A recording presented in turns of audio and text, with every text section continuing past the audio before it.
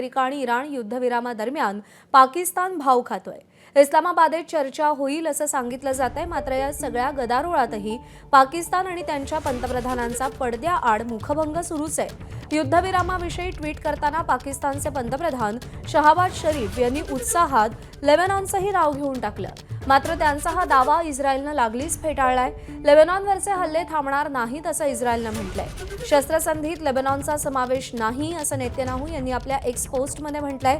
तर दुसरीकडे पाकिस्तानी पंतप्रधान शरीफ यांची घाईघाईत केलेली एक्स पोस्टही सध्या विनोदाचा विषय झाली आहे। शरीफ यांची एक्स पोस्ट लिहून कोणी दिली असा सवाल उपस्थित झालाय।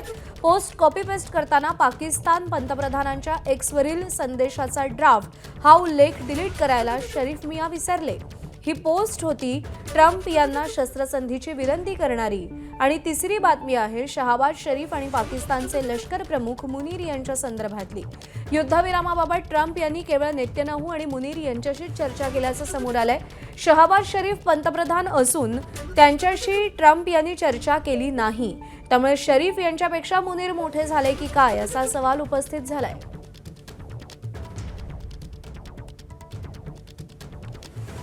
सोमेश कोलगे आपले प्रतिनिधी आपल्याला या सगळ्या संदर्भात अधिक अपडेट देतील। सोमेश, आपण पाहतोय पाकिस्तानच्या मध्यस्थीमुळे युद्धबंदी झाली अशी चर्चा होतीये इस्लामाबादेत, त्याच्या पुढची चर्चा देखील होणार आहे, पण दुसरीकडे पाकिस्तानचं तोंडावर आपटणं मात्र सुरूच आहे। पाकिस्तान हे अप्रत्यक्षपणे अमेरिकेचं एक पपेट स्टेट आहे आणि अमेरिकेला जे काही बोलून घ्यायचं आहे ते सगळं पाकिस्तानच्या तोंडून वदवून घेण्याचा कार्यक्रम सुरू आहे का अशी शंका यावी अशा पद्धतीच्या या सगळ्या घडामोडी आहेत। ज्या प्रकारे शहबाज शरीफ यांनी आपला ट्विट कॉपी करताना जसंच्या तसं त्यामध्ये draft message of Pakistan prime minister हे तसंच्या तसं ठेवलं। त्याशिवाय शहबाज शरीफ यांनी लेबनॉनचा उल्लेख केला। लेबनॉनवरती इस्रायलनी आजच एक स्ट्राईक केल्याची बातमी समोर येते। त्यामुळे पाकिस्तानच्या बाबतीमध्ये डोनाल्ड ट्रम्प कोणतेही दावे करू शकतात आणि पाकिस्तानचे आसिम मुनीर किंवा शहबाज शरीफ यांची हिंमत नाहीये ते दावे फेटाळण्याची।